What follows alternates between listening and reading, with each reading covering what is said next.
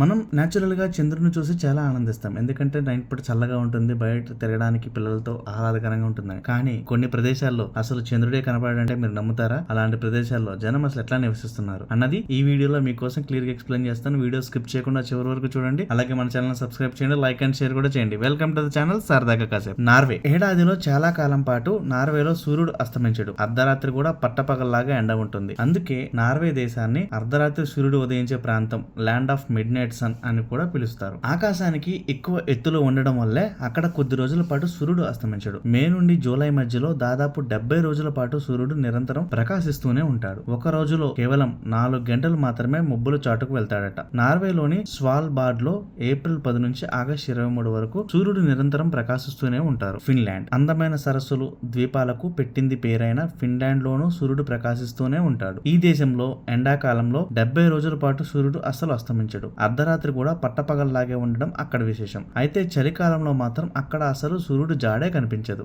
Iceland Europe లో ఉన్న అతిపెద్ద ద్వీపం ఐస్లాండ్. అక్కడ నివాస ప్రాంతాలు తక్కువగా ఉన్నప్పటికీ పర్యాటకంగా దీనికి మంచి ఆదరణ ఉంది. అక్కడ జూన్ నెలలో సూర్యుడు అస్తమించడు. ఆ నెల రోజులు పగలు రాత్రికి అసలు తేడా ఉండదు. అందుకే జూన్ నెలలో ఇక్కడికి పర్యాటకులు ఎక్కువగా వస్తుంటారు. ఐస్లాండ్ లో దోమలు కూడా ఉండవు.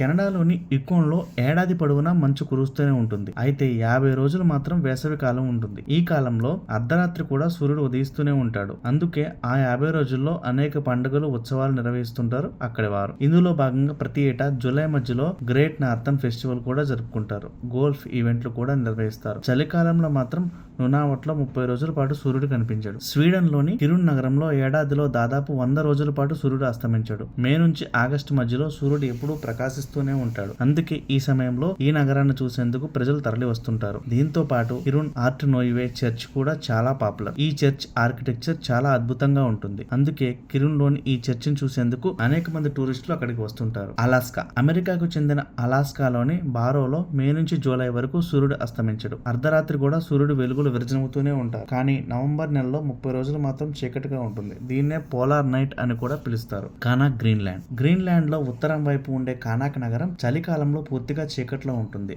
అదే వేసవి కాలంలో ఏప్రిల్ నుంచి ఆగస్టు మధ్య మాత్రం సూర్యుడు రోజంతా ప్రకాశిస్తూనే ఉంటాడు. ఇలా ప్రపంచంలోని అనేక దేశాలు సూర్యుడు నిరంతరంగా ఉదయించే ఉంటాడు. ఇలా సూర్యుడు ఉదయిస్తున్నప్పుడు చంద్రుని జాడ ఏమవుతుంది అన్న విషయాలు శాస్త్రవేత్తలు ఇప్పటికీ ప్రయత్నిస్తూనే ఉన్నారు దాన్ని అంతుచిక్కని రహస్యంగా చూడడానికి. ఎందుకంటే ఇవి చాలా ఎత్తులో ఉండటం వల్ల, సూర్యుడు చాలా దగ్గరగా ఉండటం వల్ల సూర్యుడు ఎప్పుడు ప్రకాశిస్తూనే ఉంటాడు. కొన్ని డేస్ 3-4 మంత్స్ కంటిన్యూస్ గా సూర్యరశ్మి ఉండటం వల్ల వాళ్ళు చంద్రుని చూడడం చాలా మంది అక్కడ మర్చిపోతూ ఉంటారు. చూసారు కదా ఫ్రెండ్స్, ఈ వీడియో మీకు నచ్చినట్లయితే మన ఛానల్ సబ్స్క్రైబ్ చేయండి. ఇలా మరిన్ని విషయాలు మీకోసం కావాలంటే మన ఛానల్ మీ అభిప్రాయం కామెంట్ రూపంలో పోస్ట్ చేయండి. Please support us. Thank you.